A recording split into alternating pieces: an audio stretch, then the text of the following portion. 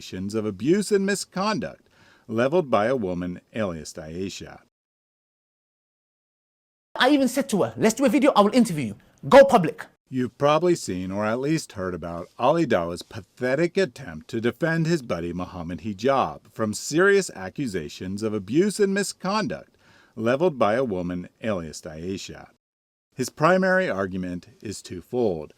You can't trust the testimony of a woman, repeatedly mocking the idea that the accuser's testimony has any value, and you should keep such matters private, citing the example of the Prophet of Islam. Look, if you come and say to me, Ali, you are lying. Brother, I'm not lying.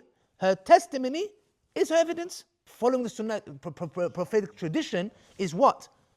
A man, Sahaba, comes with a major sin. The Prophet ﷺ moves away 4 times. Nope, we didn't know. The Prophet ﷺ is ignoring him to avoid the capital punishment. But what you probably don't know is that 9 months ago, he was singing a very different tune, both in general and even about the specific woman in question. Listen closely to what he said at the time. And a sister came to me 3-4 months ago where she was married to somebody and he married her, and then after that, he just chucked her away. Like this. She spoke to me. I spoke to him personally. You know what I said to her? I said, go expose him. She didn't tell me who it was. I said, I don't care who it is. I don't even want to know. I don't want to know. Go expose him. Go expose him. Why? Did I say, no, shh, sister, don't tell anybody. Shh. No. Did he do that to you? Yes, I've heard your side. I don't know who he is. I can't even ask for his side. If he did that to you truly, and he's made you feel like this, go public. Not only that, I even said to her, let's do a video, I will interview you. Go public. Why? Is my loyalty with Dawah? Dawah guys, I don't give a damn, man. I don't care who you are. My loyalty is Allah and His Messenger. Does this sound like a story you already know? If you've been following the Aisha and Muhammad Hijab case, it certainly does. The details are right. The timing is right. This has to be the same woman. In our final interaction, he was like, look, that arrangement of meeting in hotels is what I was looking for. And I thought you are the best suitor for that kind of marriage. It is halal. And that's the only arrangement that works for me. And I'm really sorry, but that's all what I wanted. He called it sex marriage. He called it a boyfriend-girlfriend relationship. And all of these things were mentioned after he got married to me. This story was told as part of a broader video advising Muslim women to hold da'is accountable for any inappropriate behavior they observe and to go public if it persists. It seems that for Ali Dawah back then, a woman's testimony was all the evidence she needed. Her testimony is her evidence. He even notes he has been giving the same advice and warning Muslimas about the dangers of making private contact with the Dawah boys for years, pointing to a video he did back in 2016 with the same advice. Why?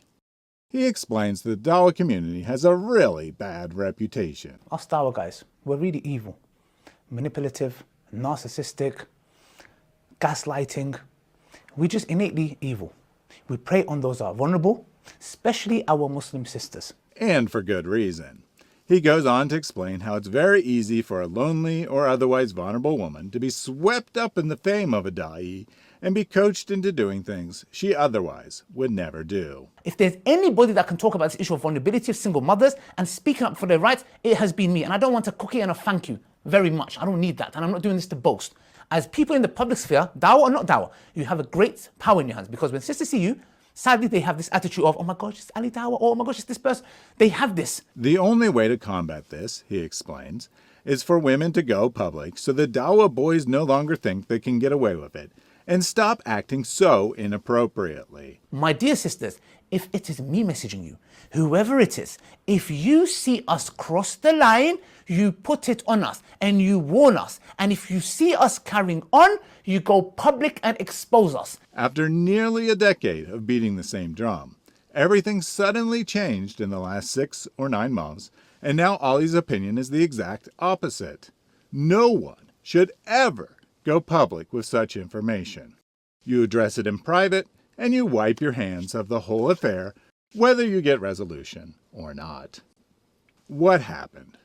Well, remember what he said in that clip. She didn't tell me who it was. I said, I don't care who it is. I don't even want to know. I don't want to know. Ali did the interview as planned, but afterwards, he accidentally found out who it was that had abused Aisha. Once he knew it was Muhammad Hijab, he ran crying to his special buddy and showed him the footage. Hijab told him to delete it, and that was that. Footage gone, never to be seen again. Ollie said all of this himself. However, later on, I did... Footage gone, never to be seen again.